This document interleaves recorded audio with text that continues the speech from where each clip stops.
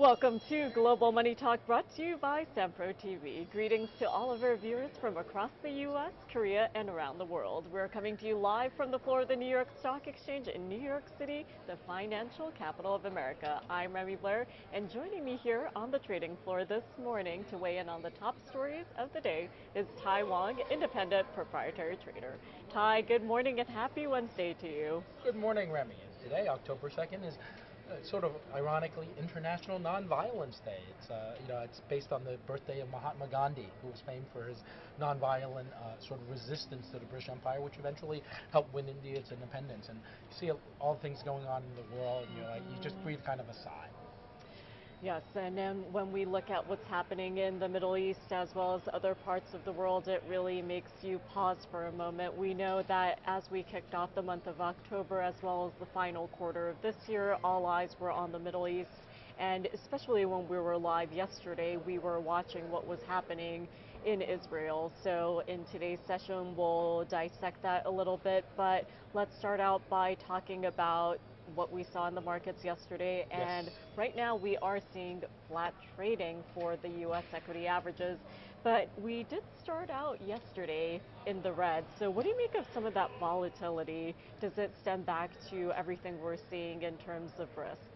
So I think there's a fair amount of uncertainty in the market right now. Every data point matters, as the Fed, as Powell has said, as the Fed is saying. So the market's unsure. Valuations are pretty high. We're at the beginning of a rate cut cycle. We're not sure how fast or how deep it's going to go. It seems likely that we will probably get down to probably somewhere around 4% by sometime next year. How quickly that goes remains to be seen. And that's generally good for the markets, but a lot of that has already been priced in. So if the market is looking for some good news, I don't think it's found it yet, but there's not a lot of selling. I don't think anybody says, the market's going to really come down from here, so and I want to be short. But the buyers maybe it's just being a little tentative.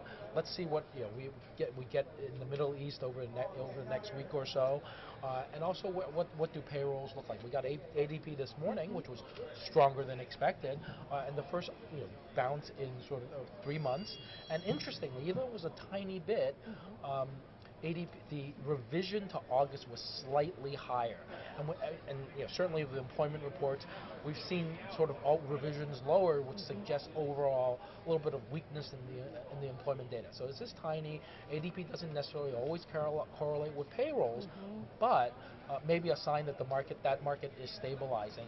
And interestingly enough, the stock market and the bond market don't like that because they're still rooting for another 50 basis points, which at this stage seems 65-35 is what the market is pricing that they're not going to get.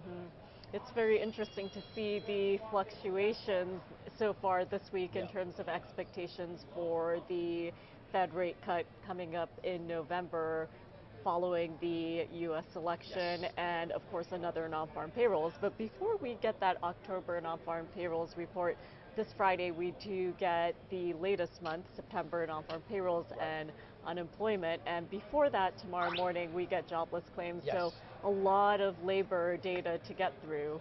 Absolutely, absolutely. So that's why I think the market's just a little tentative. It needs a little spark to get it going.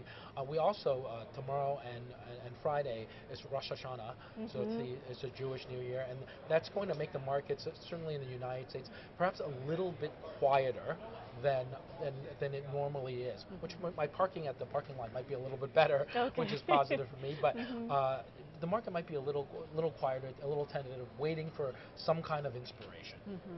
And before the show, you and I were talking about everything that's happening across the world and across the country. So when we're looking at the upcoming jobs data, not this upcoming non-farm payrolls, but the October non-farm payrolls, given the labor strikes that are happening, not just with the ports, but also Boeing, and the aftermath and effects of the hurricane, that could also affect some of the data that we see in the coming month as well. Right. It's the strikes. It's what happens around the strikes. I think you'll see that probably activity around these ports will grind to a halt. So it's going to be some interesting adjustments that the Bureau of Labor Statistics may have to do, sort of heroic adjustments. And that early it might be, I don't know what it's going to look like. But that I think the Fed may take this into consideration. Is, as you say, that October report, which comes out on November 1st, could be a little messy. Yeah. And speaking of which, as we look ahead to the month of November, of course, we're looking at the election, and last night we saw the first and most likely the last VP presidential debate between J.D. Vance and Tim Walz. So what did you make of their performance last night? I watched it soup to nuts, as it was really interesting. It was going to be an interesting face-off between these two, the two vice presidential candidates. And generally speaking, there's a famous quote from FDR's first Vice President, John Nance Garner of Texas, and he said apparently to Lyndon Johnson that getting elected to vice president, the vice presidential ticket is the most damn fool thing I've ever done. And the legendary comment was, the office of the vice presidency isn't worth a bucket of warm spit. Apparently, it wasn't actually spit; it was a slightly more vulgar word, but sensitivities were different at the time, so they vulgarized that into like spit, but it was actually something else. And but it was important yesterday because this election is very, very close, and it's really a way for the country to see both of these candidates who are number two on the ticket, which often doesn't matter until it does. Right? Lyndon Johnson had to succeed Jack Kennedy. Andrew Johnson had to succeed Abraham Lincoln. He did a great job, and he doesn't really get much credit for it. I mean, he was almost convicted, impeached and almost convicted. He lived by one vote, Andrew Johnson. And then most recently, we saw that Biden was forced by his own party to step aside. So that vice presidential slot is important, and Trump is pretty good for somebody who's almost 80, but then again, you'd want somebody who's a heartbeat away. So I think my take on the results of the debate was, I think, generally speaking, almost everybody agrees that Vance had the far better night. He was poised, he was polished. He also, which I was impressed with, he answered the questions. He would go off on a statement, and then he came back to answer the question.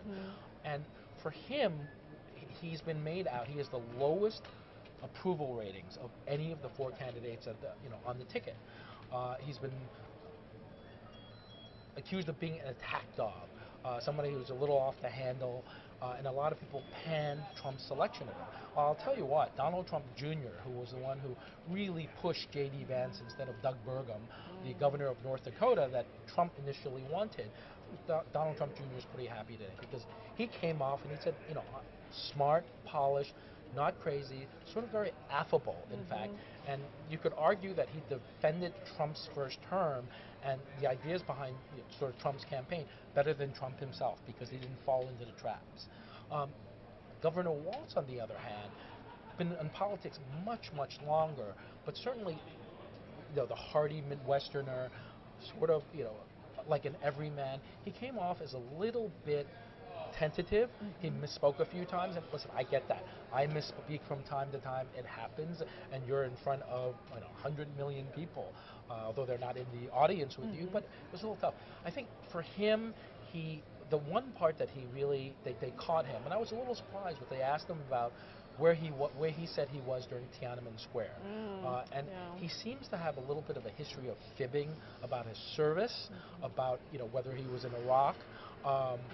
And it's sort of his persona he's gotten away with. They didn't ask him about that, but what they did ask him was, why did you say you were in Hong Kong in Tiananmen Square when you weren't there?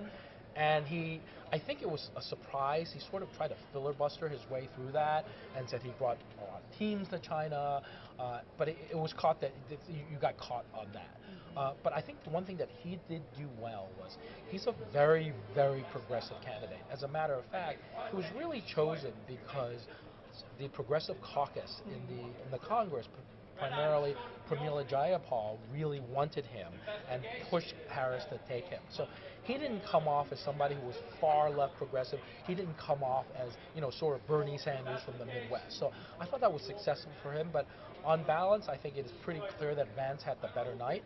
Now, how much will this matter? maybe not a lot, but it's a very, very close election. And a close election, 5,000 voters here, 10,000 voters there. This is going to make the race even tighter and more interesting and give us more to talk about in the next month. Yeah, definitely, because when we think about the countdown to the election, it's a little over 30 days, and for many Americans out there, this was the first time that they saw both of these VP candidates on stage and got to hear them talk. And there are a lot of issues from policy to economics to what's happening in the Middle East brought up. And I think a lot of people were interested in hearing their responses as well as how they responded to some of the accusations, including what you mentioned, fibbing. And I think one thing that a lot of people had mentioned this morning is that there seemed to be a little bit more diplomacy there on that stage versus the presidential debate. You know, it kind of reminds me a little bit, and this goes a little far, I'm dating myself, but sorry, not Al, Joe Lieberman and Dick Cheney back, in the 2000 election, that they were really, sort of friendly. I hope I've got the right election. It was either 2000 or 2004. But they were really sort of friendly and professional. They shook hands. There was a little bit of a relief from the, sort of the pot shots and the personal attacks. It was really interesting in that both sides, both Waltz and Vance, targeted their attacks towards the top of the ticket and not personally. A couple of pot shots here and there. I think Waltz said, "Oh, you're from a VC," but really they were relatively friendly, which is, if we could dial down the tone, the anger and the tone, in the electoral process, it would definitely be a good thing. I definitely agree with you there regarding diplomacy and being cordial. It was nice to see that amongst those two candidates last night. And speaking of which, so I do want to very quickly take a look at crude oil prices and what we are seeing right now in the Middle East. So we got EIA inventory numbers this morning. So given all of that, what do you make of the price action we've seen in the past 24 as well as 48 hours? So crude has really been bouncing around over the past week or so. We saw a big spike yesterday when we were just about to go on air, and we saw that the U.S. warns that Iran is about to launch a ballistic missile attack on Israel. And it did come later in the day. They launched 180 ballistic missiles, which only have a 12-minute flying time, from where they were launched in western and southern Iran, I think, into Israel. And it looks like the Iron Dome and the different intercepting systems managed to get most of them. Some of them fell, very, very light casualties. And then right after, Iran actually goes, "Okay, so we're done. We won't push anymore if you don't." And it's sort of the kids playing tag. Okay, no backsies. I don't think it's going to work that way. If you strike Israel as tough, and as much volume as you did, as night follows day, the Israelis will retaliate. I think the Americans have more or less given them, saying, you will have to pay for this, have given them a green light to do it. But on the side, the Americans saying, let's not really hit where you have to hit, make it hurt, but let's not make this into, sort of World War III in the Middle East, especially ahead of our elections. So I think there will be retaliation. We'll have to see over the next, few days when, when they actually do it. But I think it will be more severe than it was last time when the Israelis were quite restrained. So crude spiked higher on that, but as you mentioned, the EIA report, the weekly EIA report we saw last week, this week we had much higher crude stocks, gasoline stocks, and distillates didn't fall as much as expected. And this is a big change from last week. And crude actually has fallen almost $1 since that report came out at 10:30. The other thing that's interesting is Saudi Arabia has come out, as they often have to do, because they're the enforcer of the OPEC Plus cartel. And they said, listen, fellas, if you guys don't stop your naughtiness, and it was really directed towards Iraq and Kazakhstan, and the Russians perhaps a little bit, if you don't stop this, we will open the spigots and we will drive crude down to $50. Watch us. They've done it before. OPEC only controls a little less than half of the world's oil supply, but if the Saudis open the spigot, they can definitely do that. So they're trying to enforce it. I think crude is going to bounce around, but we're not getting really a sharp move higher because the underlying demand isn't there. Mm-hmm. Not from China, not from Yeah. the rest of the world. You see Europe is slowing down. So it's hard to fight the fundamentals. It's geopolitics against the fundamentals. And geopolitics will get, a short-term burst, but the fundamentals usually come back to play. And Tai, I'm glad you brought up both the inventory numbers as well as OPEC Plus, because given the rally that we saw in energy prices, particular crude, do you expect this to continue, or do you expect more range-bound trading given everything that's happening? It feels like it's going to be choppy Mm-hmm. because you can't, the Middle East is a, continues to be a problem. Hezbollah, the Israelis are attacking Hezbollah. They're hitting parts of Beirut. They're really trying to degrade so they're not getting dozens of missiles flying into northern Israel. And most Americans, we can't imagine that. I mean, imagine if somebody sent 180 ballistic missiles, Absolutely at not. the United States. That place probably wouldn't exist the next day. But the Israelis have lived with that. They're using this opportunity to try to buy themselves some security, some additional time. They've done almost a comprehensive job of it. I don't think it's finished.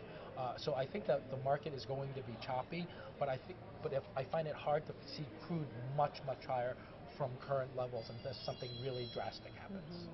And before we move away, we talked about the defense system that Israel has, but given the downgrade that the nation has received, what do you make of that, and what do you make of Israel's argument against that? So this year, Israel has spent so much time, energy, and treasure fighting, going into Gaza, fighting Hamas, most recently attacking Hezbollah. That the economy is probably going to be flat. There's going to be no growth this year. Their budget deficit is ballooning as expected. The growth is expected to be quite modest in 2025, which is why the ratings agencies have downgraded the Israel sovereign from, I think, A+ to A. So I don't think you can doubt the Israelis, even as a nation, from the left to the right, their will to fight and survive. But it does hurt there's not a lot of tourism right now. They've closed Israeli airspace, again. I don't think you're really going into Israel unless you really have a reason to be there. When you can sort of see, people took pictures from planes of the missiles as they were coming in. Agriculture has been suffering because you're taking a lot of manpower away from productive, sort of economically productive jobs to basically defending the country, and which you need to do. But as an ongoing basis, it's painful. So Israel will do it, but it hurts. And while we're speaking of growth, when we turn on the news, we're seeing images come in from the Middle East, but also here in the U.S., we're looking at port strikes, ongoing port strikes along the East Coast, along the Gulf Coast. So we are in day 2 of the port strike. So how long do you expect this to continue? And do you think Biden is going to step in anytime soon? Well, Biden has actually sort of stepped in, but I'm going to read a quote, and this is really it's a tweet, and I'm sure he didn't tweet it, but somebody close to it, he said, "Foreign ocean carriers have made record profits since the pandemic. When longshoremen put themselves at risk to keep ports open, it's time those ocean carriers offered a strong and fair contract that reflects ILA workers' contribution to our economy and their record profits." He also directed his team to monitor potential price gouging activity that benefits foreign ocean carriers. And excuse me. And that's from a report from Reuters. So he's coming out clearly in favor of the strikers there, and because labor is so important to him. So it's day 2. I would eat my hat if he stepped in with the Taft-Hartley Act before the election. So I would say, if it's still going on, by the middle of November, I think he may step up and try to push both sides, but it is absolutely not going to happen before the election. Now, I didn't find eggs at Costco. You were mentioning you had problems looking for eggs yesterday. Same thing in Whole Foods. In Whole Foods. So, when those things start hitting, when toilet paper started being an issue, if that's it, and bananas, we import most of our bananas from the West Coast. Through the East Coast ports. Those things those anecdotes will start to build. And the other thing is 34% of our motor vehicles and motor vehicle parts come through the East Coast, much of that from Baltimore. So I think car makers are going to be initially happy to draw down their inventories, particularly someone like Stellantis, which is over 100 days of inventory, which is way too much. But eventually, it's going to even stop building cars in the U.S. because a lot of those parts actually come from Europe and Asia. So they will wait until past the election. We'll be talking about this, I bet, in day 44, and not just day 2. Well, you mentioned Baltimore, and earlier today I was speaking with a shipping expert who was following the collapse of the bridge in Baltimore earlier in the spring and how that affected movement of containers, and that was just one entry point. And the expert was saying that to actually be able to reroute, whether it's through Central America or all the way to the west coast of the U.S. versus the east coast or the Gulf Coast, that is quite an endeavor, and it does require a lot of maneuvering. It does. It's a much longer trip, and then you have to bring stuff from the west coast to the east coast, or you fly things in. Eventually, this could become quite inflationary. Maybe not across all the goods and services, but certainly in pockets, and that's going to probably it may slow down the Fed's ability to hike they'll say, okay, this is a short-term issue, but if inflation is starting to perk up over a month or two, the Fed will probably just do 25-point increments, or if it's bad enough, it is certainly possible they could pause if they go through, if they do November, if they do December, then they could think about pausing if this is not settled. As time goes on, this will become a bigger and bigger problem. And depending on some of the estimates, whether you're looking at JP Morgan or other think tanks or other financial services institutions, they estimate billions of dollars lost from the U.S. economy with each passing day, yes. Not to mention each passing week, which I don't want to think about just yet since we are in day 2, but we're also about to head into the holiday shopping season here in the U.S., and Thanksgiving here in the U.S. is going to fall later than usual, the end of November, so between Black Friday and Christmas, there are only apparently 27 days, and we've been hearing from retailers, management teams at the big box retailers, and they're saying they have been planning for this, but at the same time, when we're thinking about shipping and all the different moving parts that go into actually making products hit the shelves, or if you're playing a order online, you don't know how long that's going to take, so that could put a dent in consumer purchases. Yes, and I think what's happened in recent years is, I think the first Prime Day on Amazon is probably, I think it's actually next week. Yes. So they're trying to parse that, they're trying to spread that over, so they're not really so desperately dependent on the month or so between Thanksgiving and Christmas. In the short term, they've stocked up ahead of time, but as we get deeper into the fall season, I think you will see impact, and we don't know where that's going to come from yet. Yeah, and I know that I had a delivery expected earlier this week, but given the fact that it was coming from the southeast and because of the hurricane complications, it really makes you think how all these events are going to affect the movement of items across the country. The hurricane, Helene, has done a lot of damage, and in North Carolina particularly, the Asheville area, the western part of the country, the state has suffered a lot, and that may in itself have an impact on the election, because North Carolina is 16 electoral votes. Yes. It's a lot of electoral votes, and it's generally considered a lean Republican state. But aside from Asheville, the western part of that state is pretty rural / suburban, and the counties there are mostly red. So we have some time before the election, but you could see how that could also impact the election. But right now, we're worried about the human toll. We're looking for survivors, but something in the back of, I think, everybody's minds. And another thing that comes to mind is insurance costs, because we just heard from State Farm last week saying that it is becoming very expensive for the organization to continue insuring homeowners in the state of California given recent weather events and wildfires. So with hurricane season not over just yet, it does make you wonder what this means for the economy One last overall. comment on this. If you have a mortgage, you have to get insurance. The mortgage company Yeah. makes you. So you have to pay whatever the rate is going, and that rate is going up everywhere. And that's going to affect consumers' budgets when it Yes, comes to yes, shopping absolutely. around. So Tai, as always, thank you so much for joining me on this Wednesday morning. Tomorrow we'll be looking at jobless claims first Yes, thing in the great morning. to be here. Thank you, Tai. And coming up, I will be joined by Shweta Khajuria, Internet Analyst at Wolfe Research after the break. Don't go away, we'll be right back.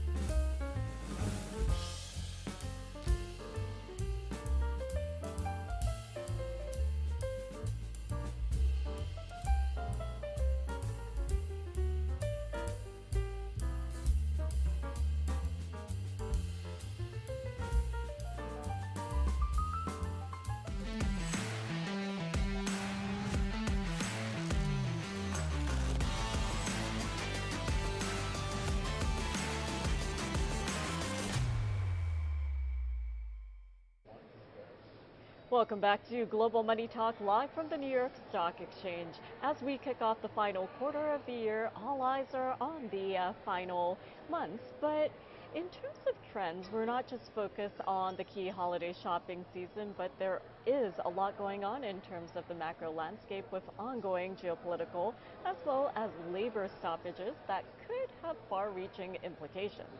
Well, overall, the global e-commerce market is expected to reach $4.8 trillion by 2025, with growth anticipated in the following years.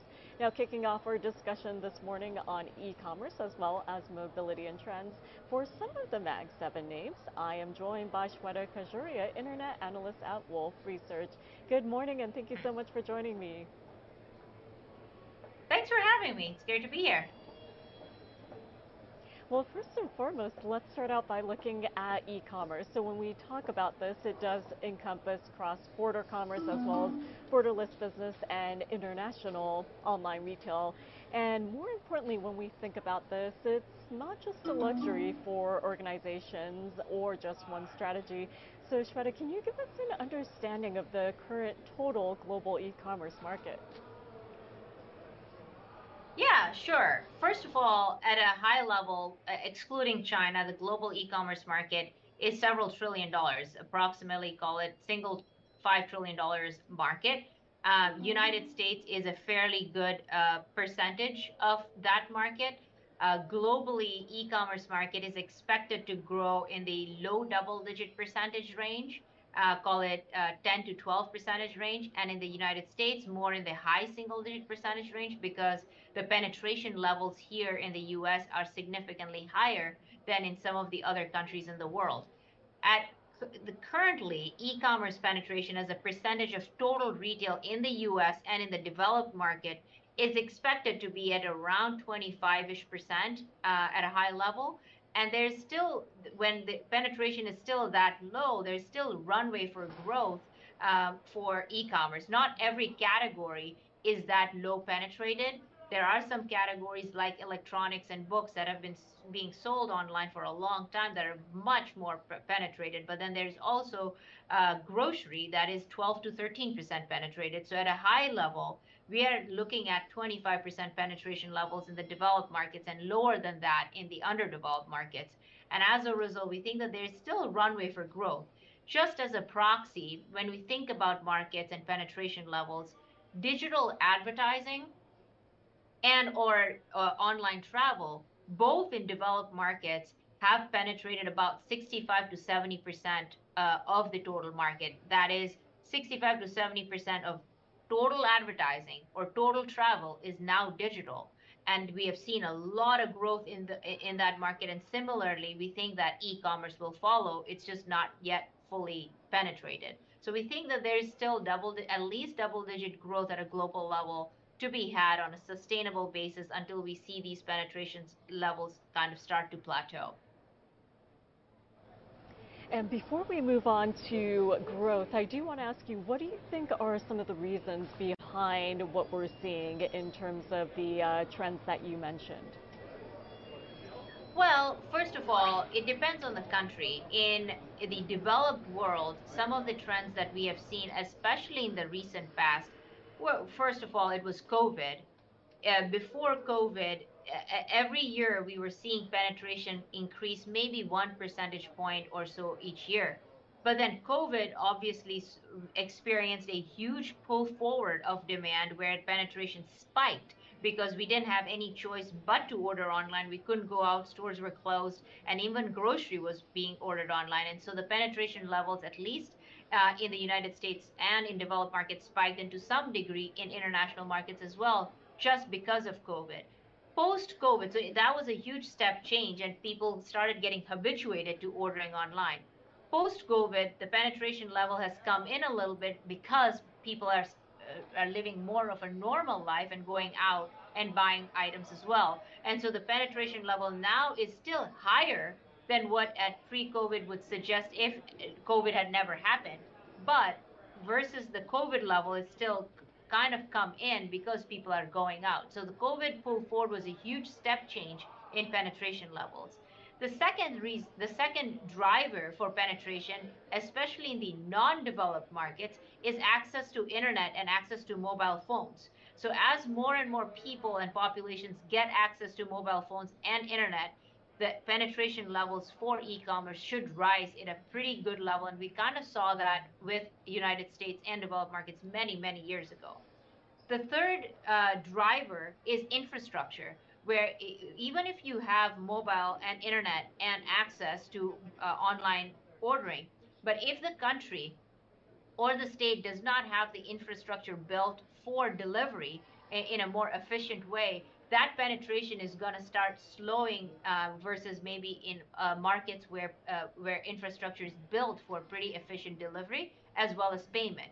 So the infrastructure includes not only fulfillment of the items, inventory, storage, and delivery, but it also includes payments where there is a safe way to transact online as well as offline for those underdeveloped markets where online payments is not picked up that much. So it all goes hand in hand, and these are some of the step changes that we will see drive penetration further depending on the market we are talking about. And Shweta, building on what you just said, when it comes to e-commerce, the post-pandemic environment has indeed shifted from the early days of the pandemic. And as you mentioned, whether we're talking about cybersecurity or payments or infrastructure, both in the developed and developing nations, we have seen a shift from the early days of the pandemic. So when it comes to the top household names and platforms, especially here in the US, such as Amazon, Etsy, eBay, what has changed and where do you see the trend moving? Yeah, that is a great question. A lot has changed depending on which platform we are talking about. Let's start with Amazon. Amazon today, we think, is over 40% of the US e-commerce market alone. And so, to a large degree, Amazon reflects the market itself. So, the growth rate we're seeing at Amazon largely impacts the overall e-commerce market in the United States. Amazon, the what we have seen with Amazon are a few things. One is COVID certainly helped pull forward the demand for online shopping.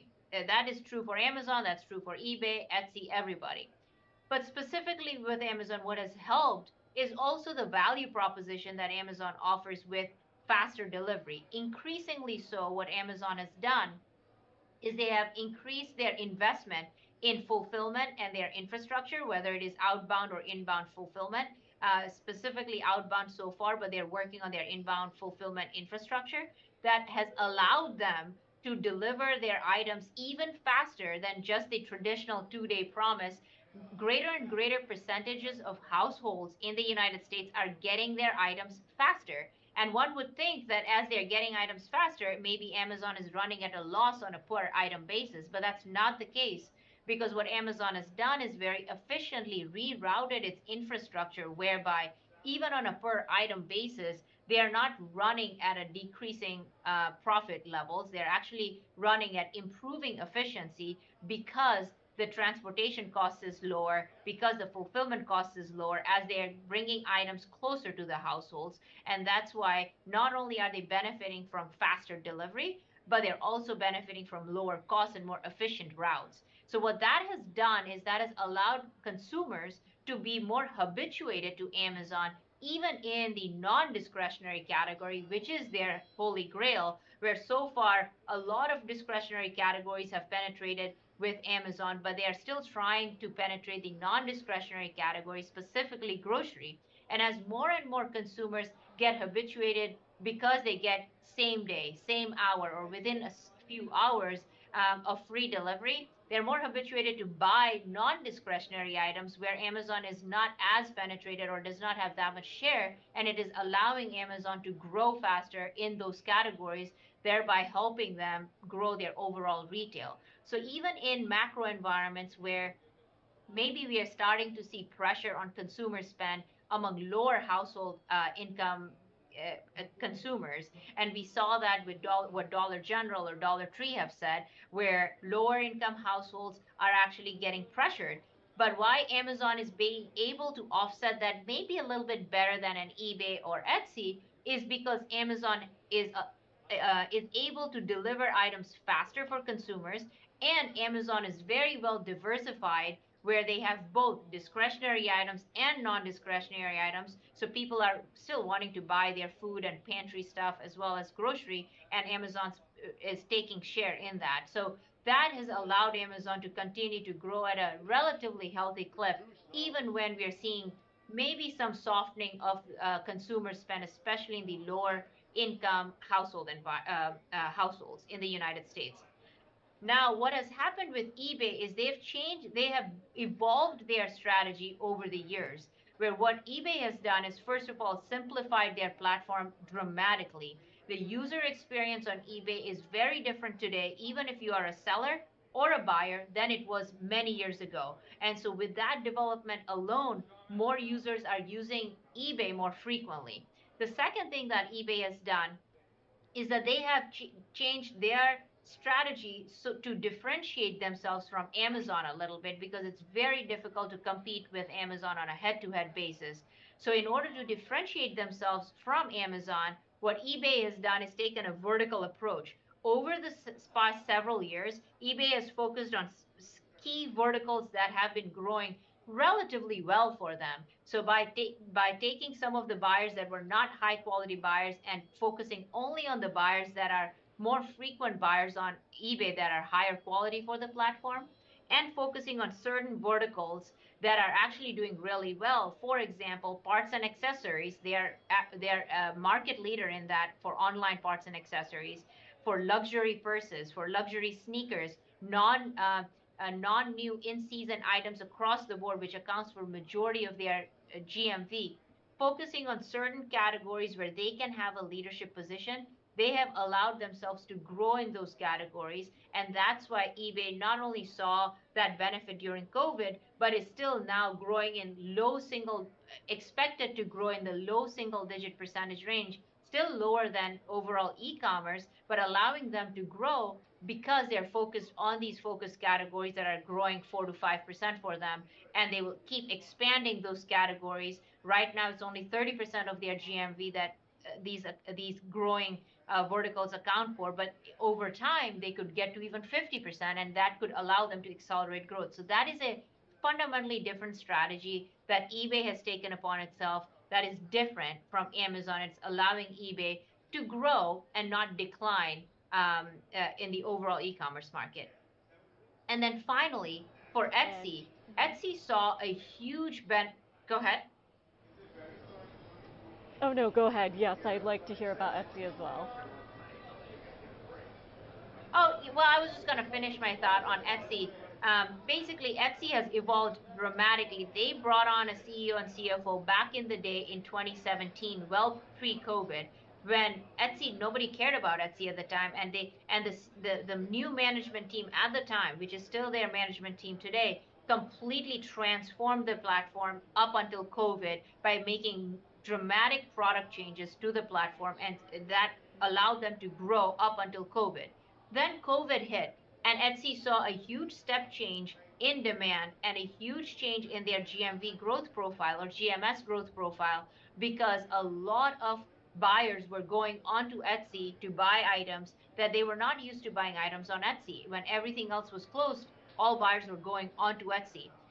The differentiation for Etsy at the time during COVID was that most of their sellers are very small businesses that are they have 5 to 10 people tops at their company, and they are very flexible and dynamic, where during COVID, if there was greater demand for masks or for items that were very specific to COVID, these sellers could change their businesses and cater to those demands, because they could these are local sellers who could fulfill the demand that was not available when items were not available elsewhere. And so that Etsy took advantage of their very dynamic and flexible business model, where sellers can start making items that are in real time, that are in demand for their consumers, that allow them to really gain share, and saw a huge spike in demand as well as their top line. But that was a pull forward in their demand, and now it's a completely different environment where Etsy is having a tougher time to grow and their top line is declining. in part because there is greater competition from even the Asia-based players like Temu or Shein. In part also because consumer spend is pressured and there are only so many places that a consumer is going to spend, and they're going back to offline as well as Amazon and other channels. And then in part because Etsy does have a concentration of categories. About 6 categories account for 85% of their overall business, which is very high concentration. So because of the mix of all these issues, Etsy's top line is declining currently, but the idea is that they are focused more on changing their product initiatives, not only in the US, but also abroad in international markets that are important to them, to by focusing more on product and then focusing on marketing to drive their top line growth. So the goal for Etsy really is to flip from being declining this year to hopefully with product changes, their strategy change and changing competitive and demand environment to start seeing positive growth in 2025 and beyond. Back to you. And of course, when it comes to these three companies, the strategies are quite different, as you mentioned. And pre-pandemic, during the pandemic, post-pandemic, we are seeing a shift. So I'm glad you made the distinction between these organizations. Now, I very quickly want to move on over to mobility. So let's start out by taking a look Sure. at Tesla, especially as we're already in the month of October. Now, we know that Tesla's sales have faltered, and as such, CEO Elon Musk has been refocusing his attention as well as investor attention on its ambitions in terms of robotics, artificial intelligence technologies, and apparently he believes this could help Tesla's market value to as high as $30 trillion. But of course, October 10th is coming up. That is next week, and they are set to unveil a prototype, right, of a fully autonomous robotaxi. So tell us a little bit about your expectations and what you anticipate. Sure. Well, first of all, just full disclosure, I'm not a Tesla analyst because Tesla is covered by auto analyst. I cover internet companies like Uber, Lyft, DoorDash, etc. So Tesla's robotaxi day is incredibly relevant for ride-sharing companies like Uber and Lyft. But as far as Tesla's robotaxi day goes, it is important. There will be a lot of eyes and ears on that day, people wanting to listen in on what they will disclose. Our expectation is that, first of all, they'll probably disclose 2 different prototypes. One that is fully autonomous, that does not need human driver without a steering wheel, even if it is not ready for commercial use at scale currently, but they have a functioning model that they want to release and show the world. And then second model is a better version of autonomous vehicle with a steering wheel, but better software, better technology that needs a human driver, but has better autonomous settings whereby they can use it in a more autonomous way than we've seen in models prior. Second is that we don't think that the new model is going to cost about $25,000, which is what Tesla, it sounds like, is shooting for. But general expectation and even our expectation is that it'll likely be priced a little bit higher at around $40,000 range. And then third is that we do not think that their fully autonomous model will be ready for commercial use, just like we are seeing Waymo.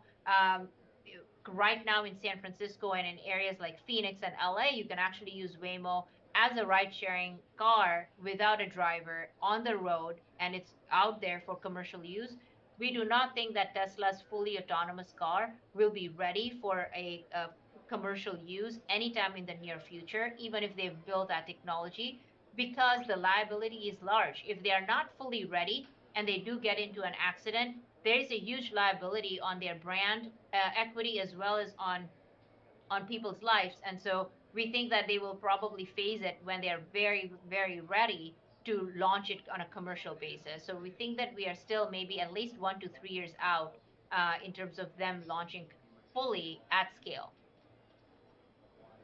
And when we think about the market here in the US, it's quite different from other parts of the world. So tell Yeah. us your expectations for the future of mobility here stateside, not just in areas such as the Bay Area, but other metropolitan areas.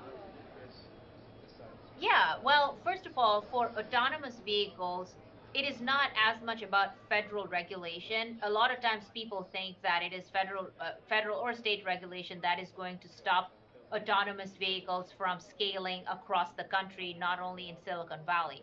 And that may not necessarily be true because in more than half the states in the US today, state regulations allow for testing of autonomous vehicles for commercial use already. So if I wanted to carve a path with an autonomous vehicle from California to Florida, I could do that because those states that are interlinked are allowing for it. So over time, what we think will happen is almost all states within the United States will allow for autonomous vehicles to be tested for commercial use and be used for commercial use at scale in the very near future.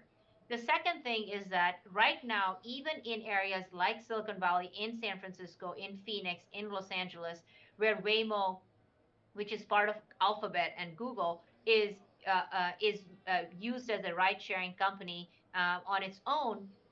It is still geographically logged in certain areas. For example, in San Francisco, Waymo is not doing airport rides. It's not going on highways. It's kind of logged into certain geo fences where it is either in the city or certain areas outside of the city. And so those areas will start expanding, and perhaps Waymo will start running routes directly to and from the city and the airport in the locations that are already available as they start thinking about expanding into newer geographies. Just taking Waymo as an example, the challenge that Waymo faces is capital intensity. It is very expensive to have these cars on the road at scale. Right now, Waymo has approximately 700 cars. They are expanding into a new city maybe once every 2 to 3 months with new, maybe about 100 to 200 cars. And that takes some time to expand into different cities around the country, even if regulation allows for it, because it's very capital intensive. Currently, with all the LiDAR and radar and the car itself being Jaguar, it's estimated to be around $125,000 per car with all the equipment and the car itself. And it takes a lot of time and testing to expand and scale, and even to get to 20,000 cars up from 700, which it will take maybe 2 to 3 years. And that's not going to make a dent because you need millions of cars. That's why Tesla's proposition is perhaps more adaptable, because if Tesla figures out fully autonomous robo taxi, then these Teslas can be at scale with a full $40,000 model, millions of them on the road at scale, and the supply could be significantly higher for these vehicles, but they are just not ready yet. Well, it'll be interesting to see what happens in the coming months, not to mention years. But Yeah. because you mentioned Google, I do want to get your take on two names in the Mag 7. So Google versus Meta, what is your take on both of Yeah. these companies? Well, as from an investor perspective, when we think about it in the medium to long term, we like Meta over Google. In part because not only Google has this Department of Justice overhang on the stock, but it's also because fundamentally the search experience is changing. Back in the day, it was you and me, everybody going on search, and we predominantly use and currently use Google. However, and so that's why Google has enjoyed a vast majority share in search. But the next crop of people coming in, the Gen Zers and the next generation of users, and including the change in behavior in search behavior of us, you and me as well today, is shifting away from search into more conversational search and conversational AI, whether it is ChatGPT or Meta's Meta AI or Perplexity, you name it. And so the bottom line is that the search experience in itself, even if conversational AI is additive because you are doing more longer searches than what you're doing on Google, even if it is additive, that search experience in itself is fundamentally changing, where Google is in a position at best to defend its share and at worst lose meaningful share on a go forward basis in search, which is their bread and butter, which is big part of their overall business. And so that's why the the fundamental value proposition of search may be shifting over the long term. And as an investor, that there is certainly some terminal value risk to Google's business model. Now, Meta, on the other hand, doesn't necessarily, because it's the largest social media platform, all along there was this risk that at some point users are going to get tired of Facebook Blue and then Instagram and then WhatsApp and Messenger and what's next, and there was this terminal value risk. But that has mitigated a little bit because how Meta as a company has evolved over the past few years, and specifically over the past year or two, where they have built an amazing business with a very large billions of users.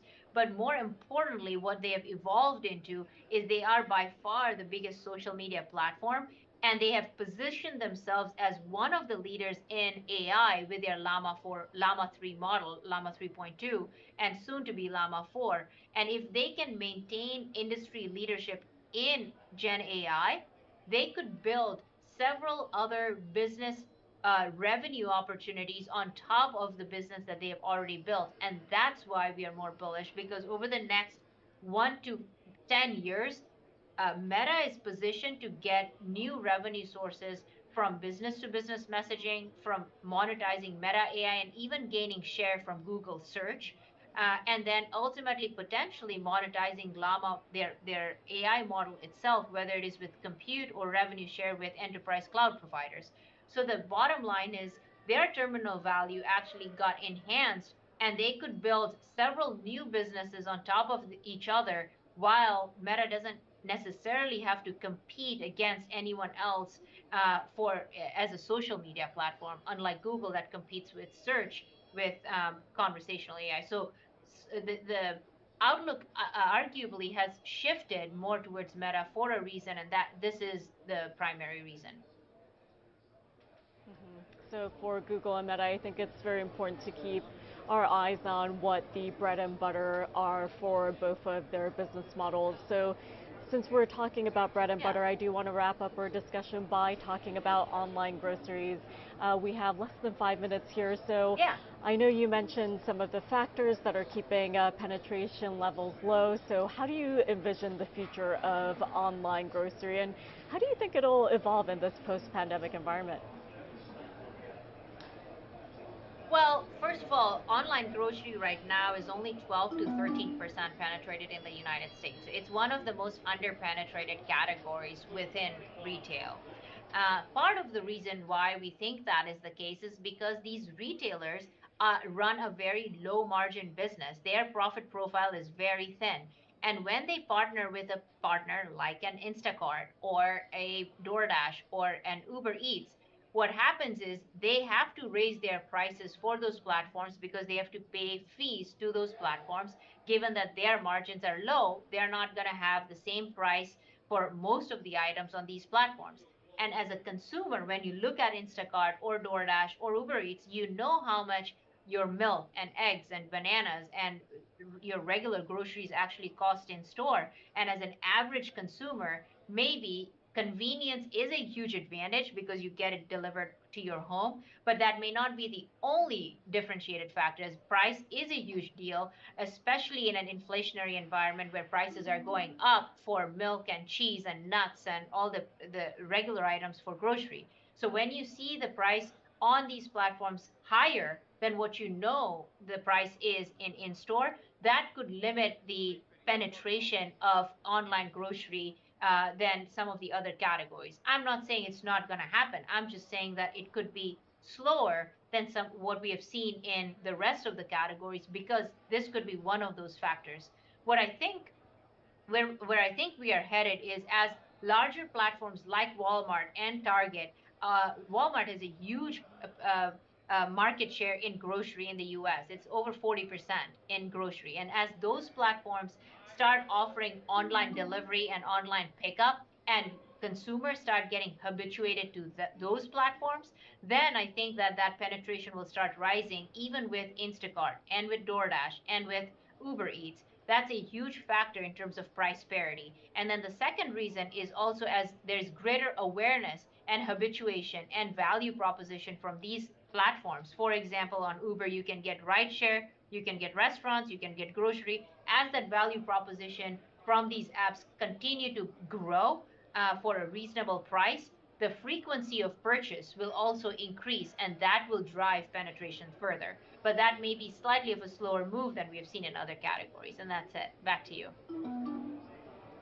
Okay, Shweta, well, thank you so much. We are all out of time today, but thank you Thanks, so much for giving us all of your insights and giving us such a comprehensive look into all of these segments. Thanks for having me. Have a good day. My pleasure. And that will do it for Global Money Talk live from the New York Stock Exchange. We're so excited to bring you daily coverage here on Sampro TV. You can check out our show anytime on our YouTube channel by searching Global Money Talk. Thank you so much for joining us. Have a great day, and we'll see you here tomorrow morning.